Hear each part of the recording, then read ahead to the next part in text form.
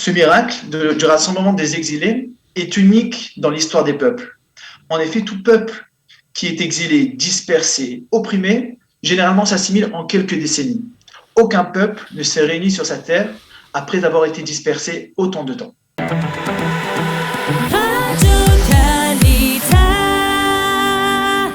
Et la semaine prochaine, nous allons célébrer la fête de Yom Ha'atzmaut, l'occasion pour nous de parler justement de cette fête. On va voir si justement c'est une fête. C'est ce que nous allons essayer de vérifier avec Yaakov Edry. Yaakov, bonjour. Bonjour, shalom. Vous êtes enseignant au Machon Lev et on va parler justement de cette fête de Yom Ha'atzmaut qu'on a l'habitude de célébrer. Alors c'est vrai qu'il y a beaucoup de célébrations, on fête de différentes manières, et ça dépend de quelle partie, on va dire, de la population on appartient. Mais il y a aussi des implications, on va dire, au niveau de la halakha. Et la première question que je voudrais vous poser, Yaakov, quelles sont les références dans la Torah ou dans le Talmud concernant justement l'importance de Yom Ha'atzmaut? Est-ce qu'on en parle? Tout d'abord, dans le livre du prophète Jérémie, nous retrouvons les versets suivants qui nous expliquent de quelle manière louer la grandeur de Dieu. Et le prophète nous dit la chose suivante. Hine yamim ba'im neum Hashem, velo yomru od chay Adonai asher ha'ela et bnei Israël et meret Mitzrayim. Voici qu'à la fin des temps, on ne dira plus vive le Dieu qui a fait monter les enfants d'Israël d'Égypte, mais on dira Chay Adonai asher ela asher evi et zera bet Israël meret safona mikol ha'aratot asher dartim sham. On dira vive le Dieu qui a fait monter et qui a amené la descendance d'Israël de tous les pays dans lesquels ils avaient dispersé.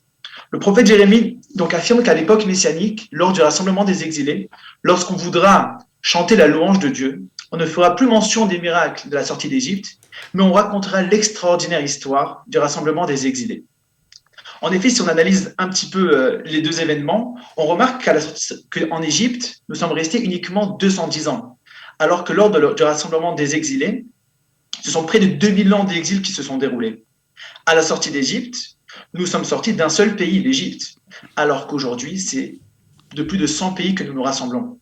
En Égypte, nous étions rassemblés dans une seule terre, la terre de Goshen, alors que pendant toute cette période d'exil, nous étions dispersés aux 4 coins du monde. Ce miracle du rassemblement des exilés est unique dans l'histoire des peuples. En effet, tout peuple qui est exilé, dispersé, opprimé, généralement s'assimile en quelques décennies. Aucun peuple ne s'est réuni sur sa terre après avoir été dispersé autant de temps. Le Talmud juste précise dans le Talmud dans la Masechet Brachot, il précise qu'on continuera à se souvenir de la sortie d'Égypte, mais le souvenir du rassemblement des exilés sera bien plus important que celui de la sortie d'Égypte.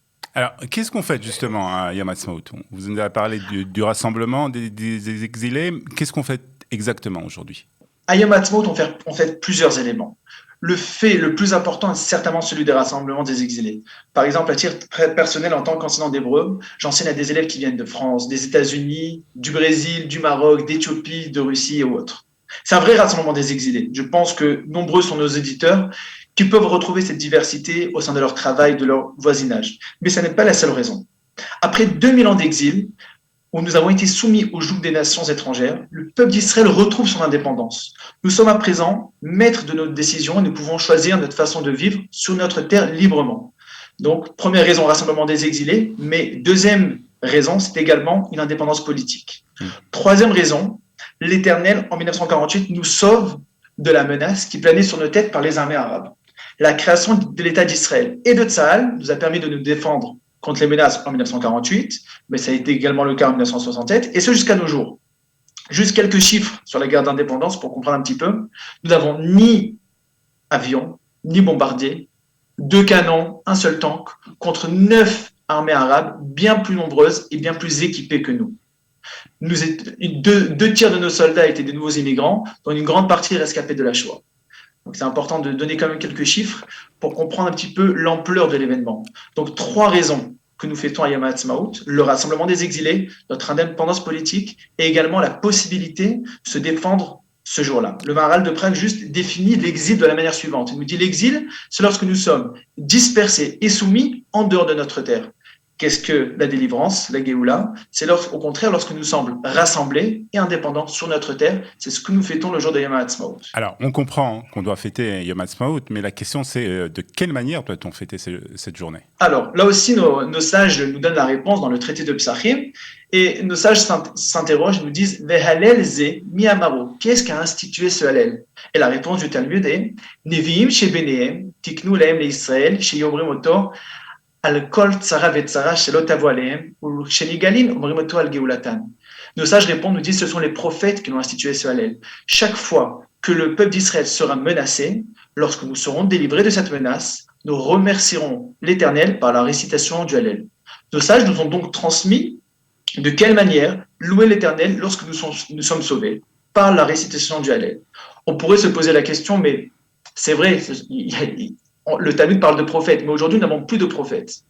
Pour répondre à cette question-là, prenons pour preuve la fête de Hanouka. La fête de Hanouka se passe 200 ans à peu près après la fin des derniers prophètes. Et pourtant, nous récitons le Hallel à Hanouka. Il n'est donc pas nécessaire de la présence d'un prophète pour réciter le Hallel. Les prophètes nous ont institué une loi qui doit s'appliquer même lorsqu'il n'y a plus de prophètes. Alors justement, on comprend pourquoi on doit dire le Hallel à Hanouka, mais on a peut-être un peu plus de mal à comprendre quel est le miracle qu'il y a eu pour Yom HaAtzmaut et pourquoi on doit dire justement le Hallel à Yom HaAtzmaut. Alors c'est vrai, c'est une très bonne question. Pour répondre à cette question, prenons l'exemple d'une seconde fête rabbinique, la fête de Purim. Le Talmud affirme qu'à Purim aussi nous devons dire le Hallel, puisqu'en effet nous avons été sauvés d'une extermination. Mais nous ne lisons pas le Hallel. À Purim, on remplace la lecture du Hallel par la lecture de la Megillah. Le Talmud demande, mais pourquoi ne pas lire directement le Hallel? Le Talmud donne deux réponses. On ne récite pas le Hallel sur un miracle qui s'est déroulé en dehors d'Israël. Or, le miracle de Purim, tout le monde le sait, s'est déroulé en Perse. Deuxième raison, donne le Talmud, malgré que la menace d'extermination ait été omise lors de Purim, malgré tout, à la fin de la fête de Purim, nous sommes toujours soumis à Achashverosh. Donc en réalité, le jour de Yom HaAtzmaut, on fait un miracle qui s'est déroulé en terre d'Israël et qui nous a libérés du joug des nations. Comme à Purim, où Dieu, de manière cachée, par des moyens naturels, nous a libérés, ainsi à Yom HaAtzmaut, au travers des lois de la nature, l'Éternel nous a délivrés. Donc on apprend deux choses de la fête de Hanouka et de la fête de Purim. De la fête de Purim, nous apprenons qu'il n'est pas nécessaire qu'il y ait un miracle surnaturel pour réciter le Hallel. Et de la fête de Hanouka, nous apprenons qu'il n'est pas nécessaire qu'il y ait un prophète qui soit présent pour instituer cette récitation. Les prophètes ont déjà institué la loi dans le passé. Et la dernière question, c'est concernant justement le Hallel. Est-ce qu'il faut le faire avec ou sans bracha? Justement, la grande question. Alors, en 1948, les grands rabbins d'Israël, le Rav Uziel et le Rav Herzog, ont institué la récitation du Hallel. Cette décision a d'ailleurs été approuvée par d'autres décisionnaires. La question concernant la bracha a été posée au Rav Shalom Messas, qui était grand rabbin du Maroc, puis grand rabbin de Jérusalem. Il a répondu de la manière suivante. Il a dit, il est logique de réciter le Hallel avec bracha. Cependant, si nous nous trouvons dans une communauté où dire le Hallel avec bracha risque de créer la polémique, il est préférable de le dire sans beracha. L'essentiel étant de remercier. Pendant 2000 ans, nous avons espéré et nous avons dit chaque année à la fin de la Haggadah, les Shana Haba B'Yerushalem Abruya. Voici que ce rêve s'est réalisé. Ze Hayom Asa Adonai Nagila V'Nismechavo. En ce jour, nous remercions l'Éternel de nous faire vivre cette période si grande et si prometteuse. Chag HaAtzmaut Sameach. Chag HaAtzmaut Sameach, merci Yaakov Deri de ces explications concernant la célébration de Yom HaAtzmaut que nous fêterons la semaine prochaine. Et Shabbat Shalom. Shabbat Shalom.